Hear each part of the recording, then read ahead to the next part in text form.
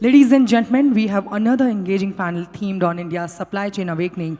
As we just spoke about, this discussion will engage in how India is emerging as a global leader in supply chain management.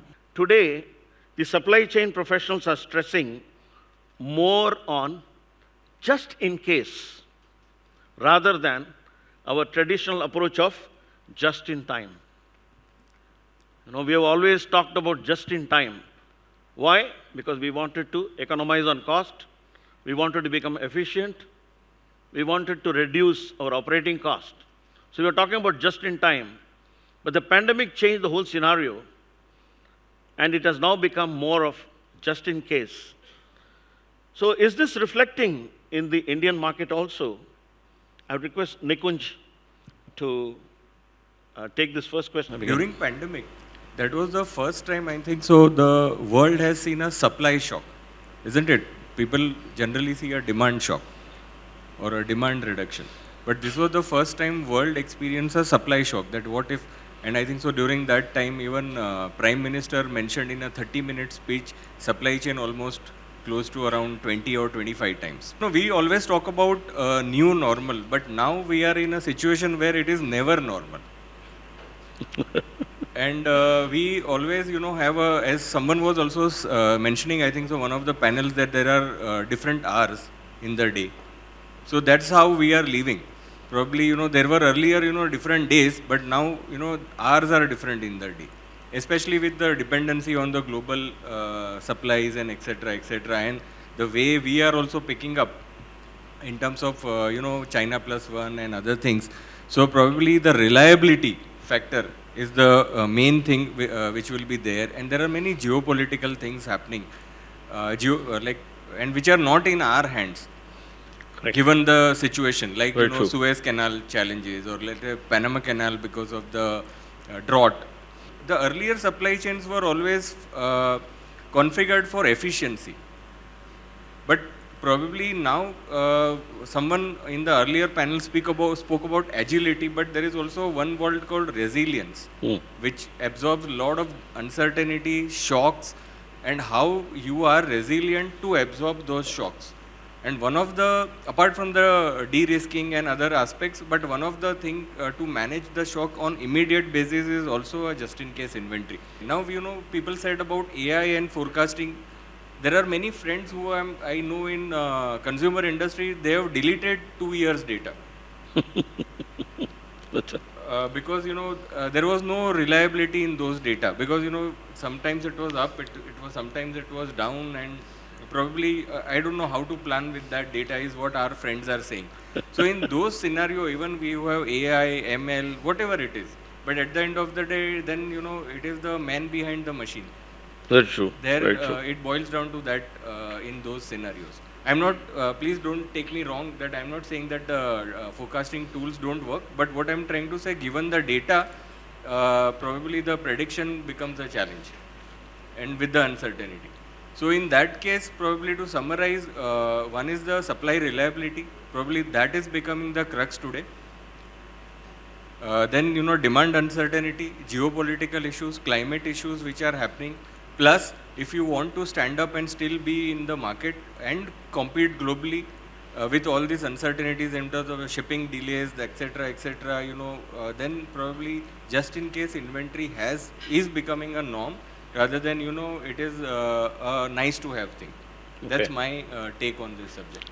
So we are poised to become a 5 trillion economy, and also the world's third largest economy, by the way. India has really built the foundation to achieve this from a supply chain perspective, or is it some sort of a wish, an expectation, or rather an over expectation?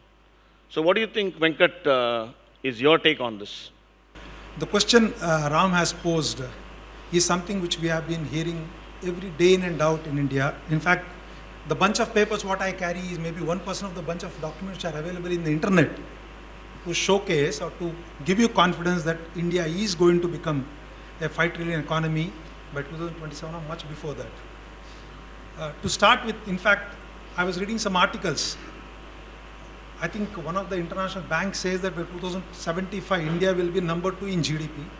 One of the international agencies says that by 2050, India will be second in GDP.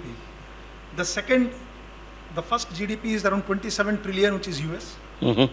Second is China, which is around 17 trillion. My figures can be here and there. If China becomes number one, let's say by 2050, it has to cross 27 trillion because US cannot come down. Correct. If India has to become number two, it has to again cross 27 trillion. Yeah. So when you look at these kind of things, figures coming from international agencies who are much more recognized, definitely much, much bigger than me, I'm sure we are poised to get into 5 trillion. Now there are some data I will be sharing with you all also. Today we are at around 3.7, 3.9. There are a number of figures are coming up. In fact, last quarter we have done 8.2 growth, and one of the articles says that we are at 4.11 trillion. Okay. So this 5 trillion has come because the third person who is in the line is Japan. Germany, Japan. Japan is around 4.25, 4.3 trillion. So if we have to overtake that, we have to go to around 5 trillion is the way. That's how the India has picked up 5 trillion economy.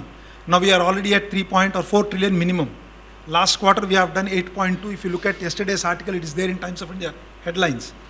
If you take the same, extrapolate the data, in 2 years or 3 years we will cross 5 trillion. It's so easy for us to do. Now, is it something like a mathematical calculation is what we all have to understand. So I'll take few minutes here to tell you GDP generally on a theoretical front are counted on 4 different parameters. One is on the consumption, second is on the government expenditure and the government investments, what they do plus defense. Third is the investment coming from the other things like private parties and all. And the last one is the differentiation between import and exports. Our per capita GDP, we are at 157 position something. Even though we are at 5th position on the GDP overall, but our per capita GDP, we are still at 157. But that's always bound to be the case with a larger denominator. Absolutely. You will So definitely be why lower I'm on giving it. these references are those data which is coming out saying that India is going to be number 2 Yep. is bound to happen. I have some data which I'll read for you all. Little fast I'll go. One of the biggest thing what I want to convey is, in fact, I happened to meet 3 weeks back. There was an association from Netherlands Chamber of Commerce discussing the same supply chain, where I was also one of the participants, and I was surprised to see a very young and smart guys wearing a 3-piece suit, looking absolutely trim and fit. You can never make out that they are not from a corporate. They are not. Actually, they are all bureaucrats. Indian government has made I want to read the names. You all have to give me a couple of minutes time. It's called PM Gati Shakti. Under that, 16 different ministries have been brought under one roof. And they have a expert sitting with them, and these people go into all the forums. And they all are below 35, whomever I've seen there, and I'm assuming extrapolating that. These guys go and they facilitate the business requirements from their side. So this is such a fantastic step. It's true, government should not have an interest in the business. True. Government should enable the business, and I find those things happening currently. Of course, the reforms have been put in 1991. Now we can see the things moving faster. In the last 5 years or 6 years, India has spent almost more than 10 trillion rupees or something like that each year only on the infrastructure. How do you think India can play a dominant role in the global supply chain stakes? Yeah, so we always hear this China plus one, right? And as a nation, we have this aspiration of excelling ahead of China. But I think before that, we have Vietnam, countries like which we need to address. We heard in the previous panel the geopolitical things affect Very sure. the nature of business which we come from as a ship owners. The current ones with the Red Sea, the Correct. Houthis are not going to stop sooner. Now we have to devise way that how can we go via Cape of Good Hope, and now South Africa becomes a key port for us to do a lot of things now. So it will keep on changing. Coming back onto the topic of Vietnam or other countries which we really want to beat into that, as a supply chain practitioners, because not just the cost escalates on the supply chain front, but also you need to visit on the various places where you can maximize. Sure. So if I consider it as a new company or a new organization which is coming to India, there are various things, broadly 2 or 3 things which makes a difference, which is about the availability of the labor or the workforce. Is the location really good?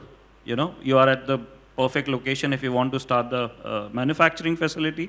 And the third is that, is it conducive to have a cutting edge technology? Sure. So if we compare that with India, yes, we have heard, we are going to become 5 trillion and bigger economy. You have the biggest supply base, cheap labor, one of the biggest countries speaking in terms of the English, second biggest nation to speak English.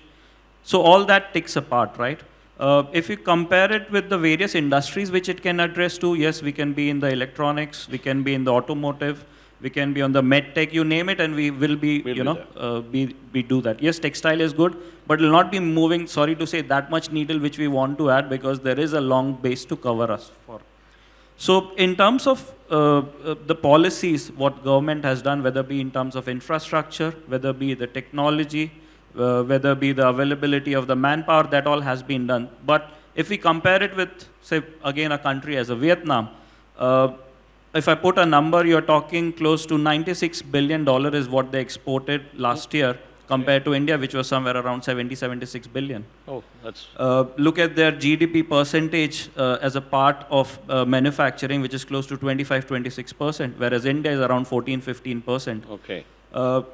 Compare that 28 states now, as having a different policy versus one nation policy. Yep. So there are, various bases which as a nation we need to cover. There has been done a lot. I just like to add it on the last 10-15 seconds from the shipping industry perspective. Sure. Is putting a number again, about close to 93% of the trade which we do, it is done on a foreign flagged vessel, meaning that it is not flagged by India. And if you put a outgo, you're talking close to $53 billion of, you're paying the foreign flagged vessel. So being an Indian ship owner, there's not really advantage which you get.